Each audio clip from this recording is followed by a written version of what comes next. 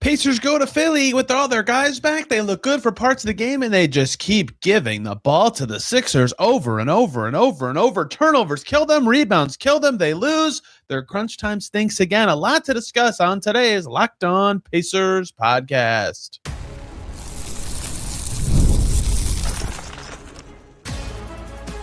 You are Locked On Pacers, your daily Indiana Pacers podcast, part of the Locked On Podcast Network.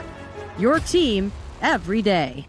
What's up, everybody? Happy Tuesday, and welcome into another edition of the Locked On Pacers podcast, where we, of course, talk about the Indiana Pacers. As always, my name's Tony East. I cover the team for Forbes and Circle City Spin. In today, oh boy, the Pacers have their guys back. They go to Philly. They're winning in the fourth quarter again. What happened last time they were winning in the fourth quarter in Philly?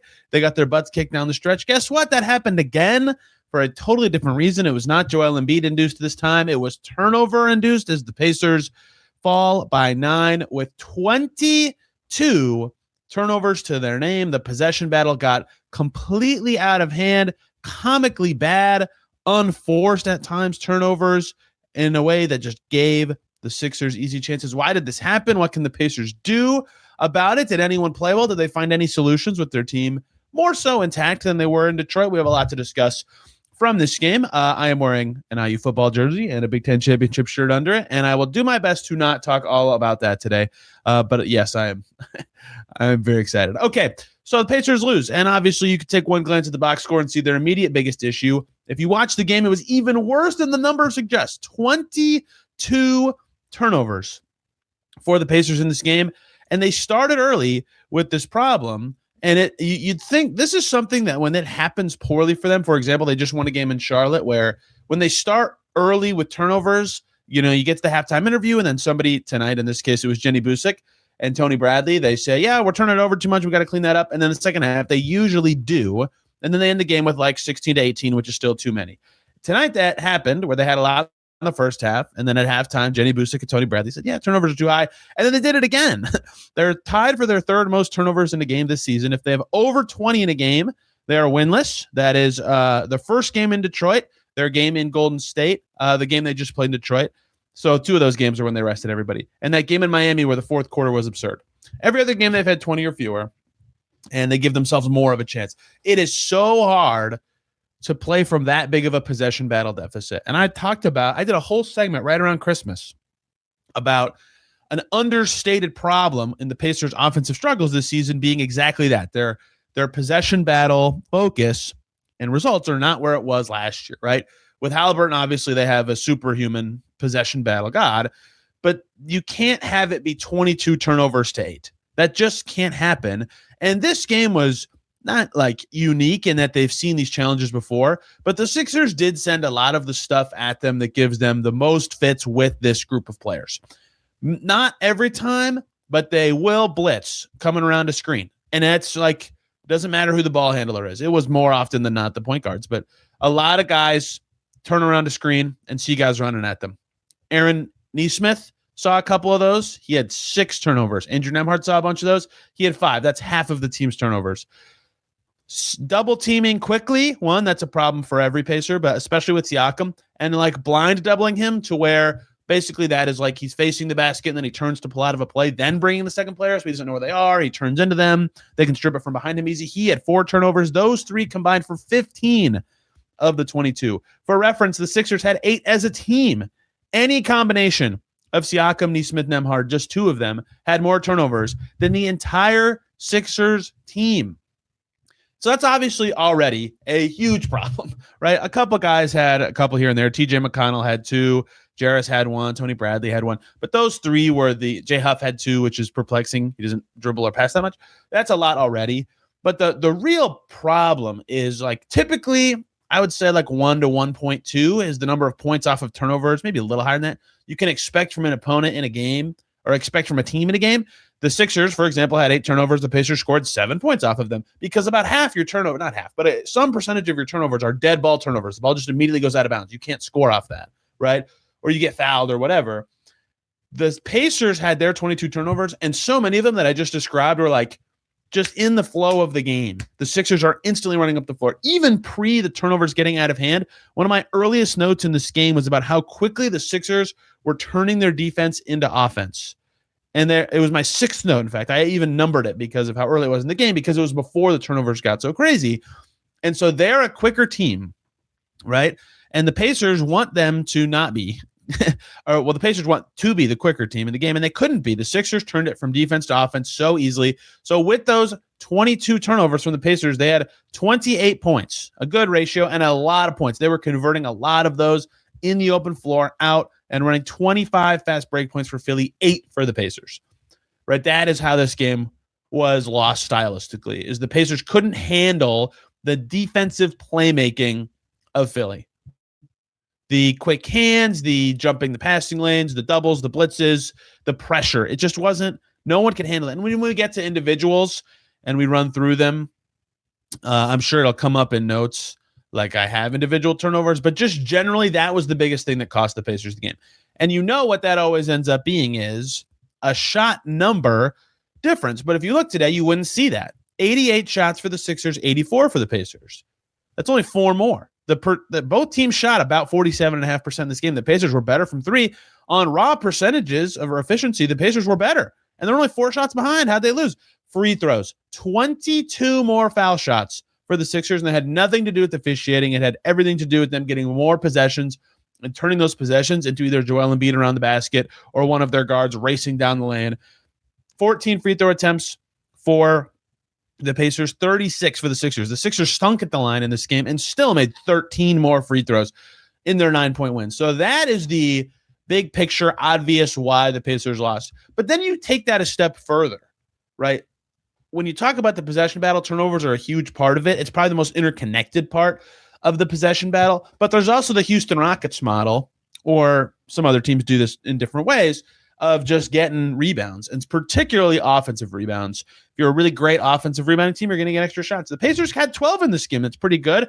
Quentin Jackson and Aaron Nesmith, very energetic on the offensive glass. They combined for 7. That's great. And that's still fewer than the Sixers, who had 15.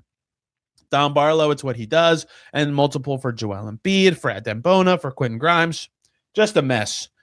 Just a mess. So even that way of making up for this huge loss of possessions for the Pacers wasn't there. They gave away even more in that way. And so the possession battle was the difference. In the other games where they had a bunch of turnovers, their opponent also had a healthy amount. When they had 26 in Miami, the Heat had 11, 25 in Detroit. The Pistons had 19 when they had 21 in Detroit. The other time, the Pistons had 17 when they had 22. In Golden State, the Warriors had 10. Like, all those gaps are, 10 to 13. 15 in that highest turnover game they had. This one was 14. So this was their second biggest turnover margin game of the season. And their opponent had double-digit offensive rebounds, similar to the game they lost by 26 in Miami in terms of how the numbers bear out. You just cannot win that way. You have to shoot an unbelievably good percentage to overcome every single part of that. And the Pacers decidedly did not shoot a great percentage. They shot fine. They shot 38% from deep and 47.5% from the field, but you just can't win that way. And the other final factor I would put in this is the turnovers were a big part of the Pacers' late game struggles, but the third thing that cost them is not like something that I would call super concerning, but something that's been rough for them of late is late game execution, right? I still think they're playing pretty well, at least especially compared to their early season, since New Year's Eve. They played Orlando that night. From New Year's Eve till now, it's been 11 games. The Pacers have had a fourth quarter lead in 8 of those games. So through 36 plus minutes, at some point in that fourth quarter, they were winning 8 times. So you give them at worst a 50-50 chance, and at best much higher because it's late in the game that they were winning those times. And of course, they have 4 wins in that stretch total. So that means they've lost 4 games with a fourth quarter lead in that stretch. Those 4 being in Orlando, at home against the Cavs. I can't count very quickly. The Philly game, and I'm missing one somehow. My math has just completely exploded, but it's just a mess. They cannot. The Orlando game where Paolo hit the game winner. So just a mess how bad they've been finishing games with fourth quarter leads. And in this one, their biggest deficit was 5, basically the whole game. The Pacers take their fourth quarter lead at 88-86 and then just get run over, absolutely run over the rest of the game. They couldn't stop Philly down the stretch. Their points weren't there. They were turning it over. They were falling to the pressure. And the Sixers' biggest lead, 16, comes with about 4 minutes to go. Just a collapse by the Pacers, who got smoked in the possession battle as well. Some stuff did go well. They found a fun lineup in this game that was quite effective with two, maybe not unexpected players, but not two at the same time you'd expect. Some players did, in fact, have good games. We got to talk a little more about Aaron Nesmith, who is not playing particularly well of late, and so much more coming on today's Locked On Pacers. But first, everybody, we got to talk about Quo, new year, new systems. This is the time when a lot of us look at the messier parts of how we run our business and think there has to be a better way. There is. Streamlining your communications is one of the quickest upgrades you can make. That's why today's episode is brought to you by Quo, spelled Q-U-O, the smarter way to run your business comms. Because when your team is reachable, organized, and communicating in one place, you're not just working cleaner, you're working and creating more opportunities to connect with customers. Your whole team can call and text from one shared business number so you don't miss anything. You can see the full conversation thread so replies are faster and personal. It works right from your phone or your computer. You can even keep your existing number. They have an AI smart tool agent that automatically logs, summarizes conversations, and highlights the next step, so details never slip through the cracks. That's why Quo, no surprise, is rated the #1 business phone system on G2. Trusted by 90,000 businesses. Make this the year where no opportunity or customer slips away. Try Quo for free. Plus, get 20% off your first 6 months when you go to quo.com/LockedOnNBA. That's QUO.com/LockedOnNBA. Quo, no missed calls, no missed customers. Back here on Locked On Pacers, thanks for making this your first listen today and every single day or second listen. Locked On Hoosiers, of course. They're national champions in football, which is just an absolutely insane sentence to say out loud. I'm very excited about it. It was very weird watching the Pacers, getting all my stuff organized to eventually do this podcast hours later, then watching that game and having to go back and be like, okay, what happened? Oh yeah. Okay. Yeah. So it's been a while since that game ended. It's unbelievable. If you're sick of hearing about IU football, I'm sorry. This is the last day I'll wear the jersey and talk about it, but they were so bad. When I was a student there, they were so bad. I think my senior year, they won 6 games and made a bowl game. Every other year, they were just completely terrible. Okay. Anyway, I'm getting away from myself. Continuing on Pacers Sixers. If you listen every day, by the way, sorry, one more thing. You should join the Everydayer Club. Ad-free episodes of Locked On Pacers, plus an exclusive Discord just for you. Okay. One thing I think was good in this game, really two, is one is they had this really good stretch in this lineup they kept turning to with Quentin Jackson and Tony Bradley on the floor instead of Furphy and Huff, who started. That was quite effective in this game. Tony Bradley's role in that group today, one is that he's a good rebounder. 7 boards from him. He is playing quite well. He had his season high in rebounds 3 games ago, his season high in points 2 games ago, and now this 7 rebound game where he is the reason he was playing. He was 4 for 5. And the real reason he's playing and playing a lot is he was easily their best Embiid answer all night. Joel Embiid crushed the Pacers to open this game, and it was a huge problem for them, as expected, right? That's exactly how they lost this team last time. Once he cooled off, the Pacers were better, and part of why he cooled off was that Tony Bradley was on the floor, right? Tony Bradley, there are not a lot of matchups where the Pacers could play in a game and I go, yes, that is their best defensive big they should use, but he was in this game. And in the end, amazingly, the starting 5 and that lineup I just said, Siakam, Bradley, Nembhard, Nesmith, Q Jackson, played the exact same number of minutes, 10 minutes and 27 seconds. The starters were -7. This group with Bradley and Jackson was +5. They were really effective, and both players deserve a lot of credit for that. But great play on both ends from Bradley gets him on the floor. If you watch the game, you could see it clear as day. His speed is not as important in a game like this, in matchups like this. And without Embiid on the floor, they could turn to Isaiah Jackson for a couple minutes here and Jay Huff for 22.5 minutes there. And Jay Huff made 2 threes and did his thing. But that was why he was there. Quentin Jackson comes in with 6 seconds to go in the first quarter and then plays the whole second quarter because his defense and energy and pop were really important in this game. Jenny Busick explained it well in the broadcast. I said I explained poorly in the first segment what I meant about the pace, where the Sixers, they have really fast guards and fast players. And I think in their dream, they're playing fast all the time. But for Joel Embiid to truly thrive, they can't play super fast. So there is a really right speed for Philly to play that isn't as chaotic as maybe the Pacers hoped to play or tried to play. And if you need a chaotic speed, look no further than Quentin Jackson, who, by the way, went 0 for 4 on 2s and was still pretty good in this game. moved himself around very well to get to 3 assists, the third most on the team, 4 rebounds, all on the offensive end. He's providing a bunch of energy there, defended his butt off. They won his 25 minutes by 1 point. He was also quite effective for the defense that he provided and getting the right speed and pace into the game. So not a lineup you'd particularly think of as like, oh, that's obviously the answer for the Pacers in this game. There are games where Quentin Jackson is effective. There are and have been 3 in a row now games where Tony Bradley is effective, but very rarely in the same game is it like, yes, those two should be playing much more than they are right now. But credit to Carlisle for finding it. I thought that was really impressive. A lot of my other notes, though, are not particularly overwhelming positives for the Pacers in this game, even though they did play pretty well and were winning for a lot of it. I like the bench group that they also turned to at one point that had Quentin Jackson, Isaiah Jackson, McConnell, and Nesmith. I think Jarris Walker was the 5th player. I can't remember. They kind of toggled other guys around. This is like a week or 10 days in a row of the Pacers getting healthy where I feel like their bench groups in certain moments, I'm like, whoa, that's a really good defensive 5. And they have had issues with their bench being a little wobbly for the last couple of years. Ever since it was the best bench in the league, it's kind of been on a decline ever since.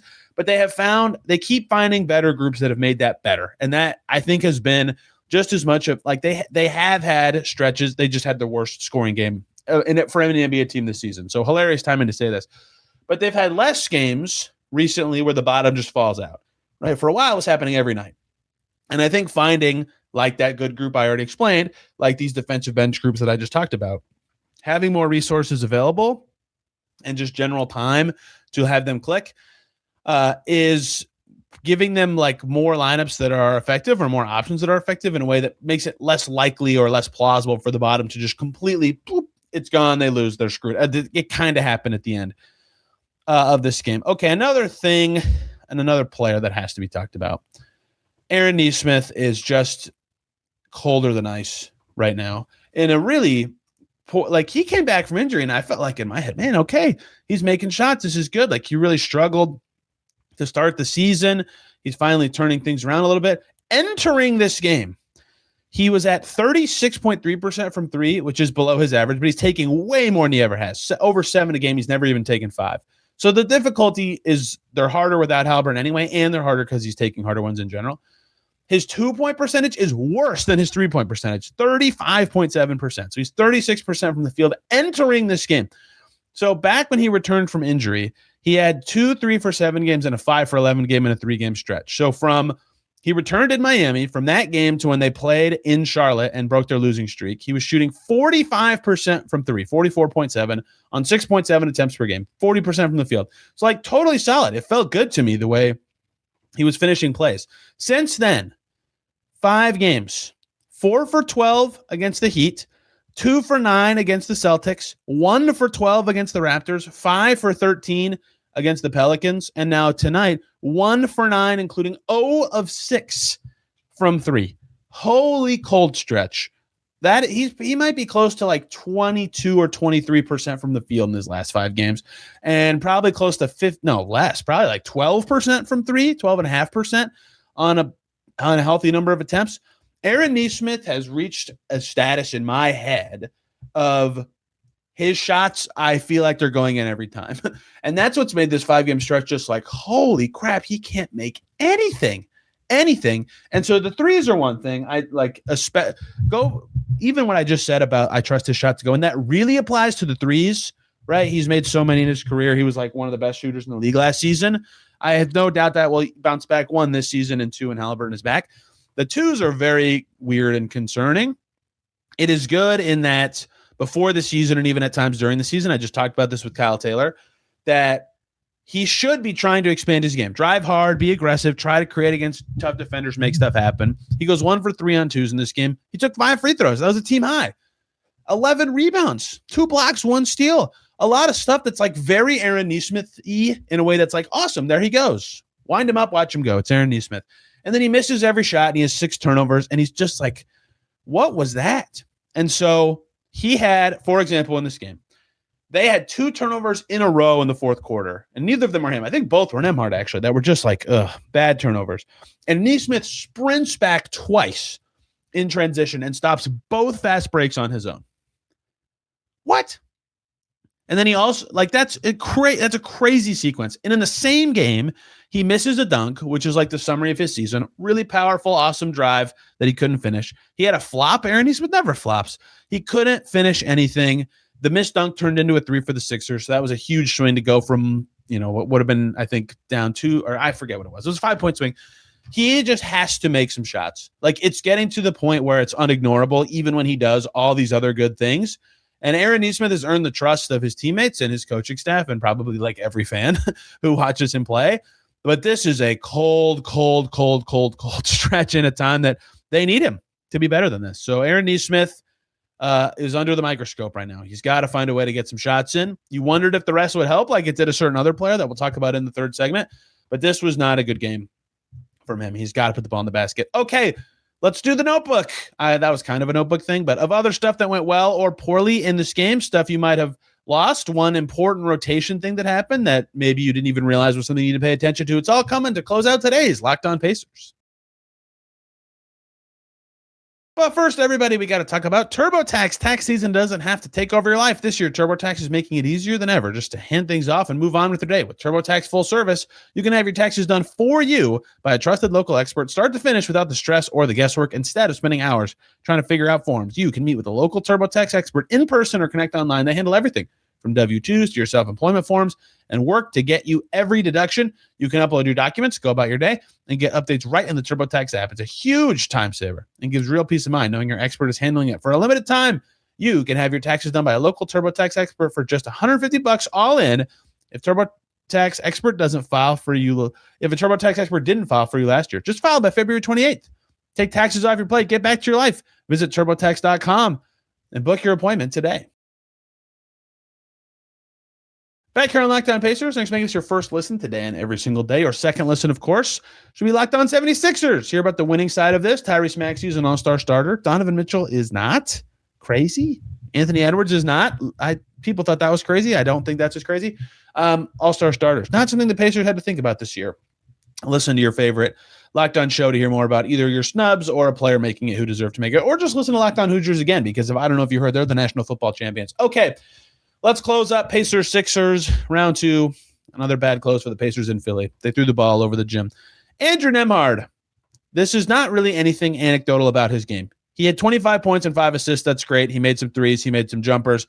He had 5 turnovers. That's too many. That's right after, a couple of games after, I praised his better of late turnover numbers. The only team that forced him to have turnovers basically for like a month and a half before this game was Boston. Now I add Philly to the list. This was an ugly game of him with his control of the rock. He still scored very well. He was very spry. And this made me think about the fact that he just rested in a game and think, how much does that, he specifically feels like a guy who the game right after a game he misses, he plays particularly well. And maybe that's just this season, and maybe this is just short memory. But after not playing in Detroit, he came out very fast. He had 8 of the Pacers' first 13 points. He was getting places with the ball. Outside of the turnovers, I thought, wow, that's really good. So I wanted to go back and look at this and see if this is actually something that's true. He misses that game against the Wizards. Next game, hits half his shots, 6 assists, 14 points. They beat the Bulls. His return from injury early in the season, 22 points, 6 assists. His return after missing that game in Charlotte, 10 for 16, 9 assists, 29 points, no turnovers. And then this time, misses the game against Detroit, 25 points, 5 assists. Turnovers were much higher this time. So obviously, you can't just have a guy alternate playing and not playing every game. But that is like a textbook sign of what like wear and tear can do to a player. Obviously, Nesmith did not have the same bounce back, but Siakam just rested. He has 24, 6, and 7. Look at that. TJ McConnell just rested. He had 10 and 3. He was 5 for 8 from the field. It's not that simple, but it is like helpful to have a day off every so often in the NBA. I'm a there's too many games guy anyway. And that was my takeaway from Nembhard's game, especially because he was scoring early, that he looked very spry. Jarris Walker. I have to have notes about him every game. That's what I've determined because of where he is in his career and where he is for the Pacers. 8 points, 5 boards, 2 blocks, 2 assists. Very nice. Specifically, the nice things for him in this game, a very clean drive to the basket that was patient and with a finish. And then to me, 2 plays that really, one reinforced a belief I have about him, and one is just something he has not done very often. He drove off a pick and roll, kept a defender on his hip, looked like he was stuck trying to do a lob, and the lob wasn't there. And then he waited with his defender behind him And he surged out of that, getting stuck with the defender behind him, surged out of it right into a layup. Gorgeous finish. And I thought, wow, that was awesome, because his size just makes that so possible for him. He can keep guys behind him. He can keep his dribble. He can keep an advantage with his head up like that. And it looked great. And then a second thing happened a couple possessions later where someone throws him the ball and Jarris catches it midair. It's not even facing the basket. And he immediately in the air flips it right to Ben Shepherd for an open shot. And those two plays reinforce one of my beliefs about Jarris Walker, in that I always say, so this part is not what I'm even saying, but this is relevant to this.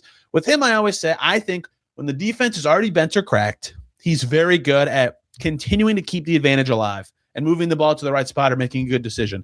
But what Kyle Taylor and I talked about yesterday is he is sometimes a ball stopper.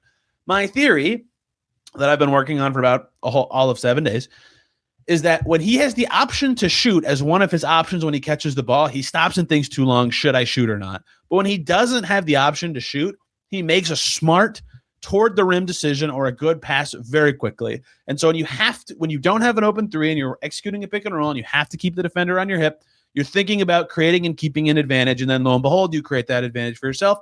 When you catch the ball in the air, not even facing the basket, you were looking for your passing options and trying to keep it moving, and you do.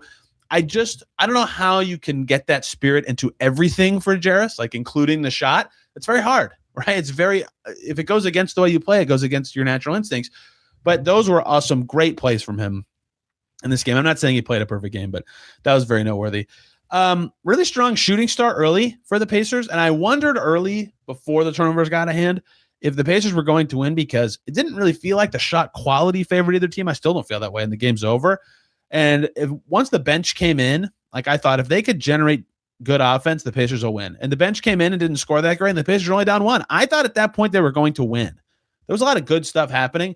But once like Kelly Oubre couldn't get to the rim anymore after he was killing them at the rim early, Joel Embiid stopped killing them. Johnny Furphy had a gorgeous scoop pass. Maybe that's just thing. Now, I actually thought the Pacers were going to win after their first bench stint, and Quentin Jackson did his thing, and they were winning at halftime. Things felt good for them. That's how out of hand their turnovers got. Is the script completely flipped away from them when they just kept giving away the ball over and over and over again. Yeah, this Furphy scoop pass is a thing. Kelly Oubre ended up getting to the rim a lot in the fourth quarter as well. Last two things. One is a non-Pacers note that if you did not watch this game because you were watching IU football, I cannot blame you at all. Just if you only watch one play, I will never encourage you to watch highlights ever. Please watch full games. You learn way more about a team and a person from that. If you have to do it. Watch the VJ Edgecombe talk from this game. It was sick. That kid is really good. A ton of pop, a poster. And then he said after the game he would never do the dunk contest. And the last Pacers note from this game is very interesting when it comes to their rotation. And I think everybody, including me, expected this, but now we know Isaiah Jackson was back. Tony Bradley was re-signed. So they had 4 centers all available today. What's the pecking order? So it was a little different in that Bradley became their best matchup, which shifted their rotation, but Huff started as expected. And then the first sub off the bench was Isaiah Jackson, who played 7.5 minutes. Tony Bradley became the best option and continues to play pretty well. And then Micah Potter did not play until the last 47 seconds, and it was garbage time. And he played with another center. He played 4 with the Jazz, like he played next to Filipowski and other bigs at times there. So I don't think it's crazy that you'd see Potter at the 4 at times for the rest of the season or in certain alignments down the stretch as they kind of explore what he is. But at this exact moment in time, this is the most fluid position on the team by far. Like 2 good games for one player could change this. It appears the center order is Huff, Jackson, Bradley, Potter. Potter was the starter like 10 days ago. So it's very fluid, but now we know the current state of affairs with the center rotation with the trade deadline in 2.5 weeks. And that is Pacers Sixers. Thank you everybody for listening. Tomorrow will be fun. I want to talk about one player under the microscope. And then I talked to Cam Jones, just me and him for about 5 minutes after the Boom game the other day. I'm just going to play it on the show. Very cool. Unfortunately, my phone ran out of storage in the middle of it, so you only get like 4 minutes of it. But then you can hear more about how he's playing down there, the Boom in general, things of that nature. So that'll be fun. Thank you guys so much for listening today. You can find me on social media at Tony R. Reese, this podcast at Locked On Pacers. Back tomorrow talking more Pacers and a little Boom. Till then, everybody have a wonderful day.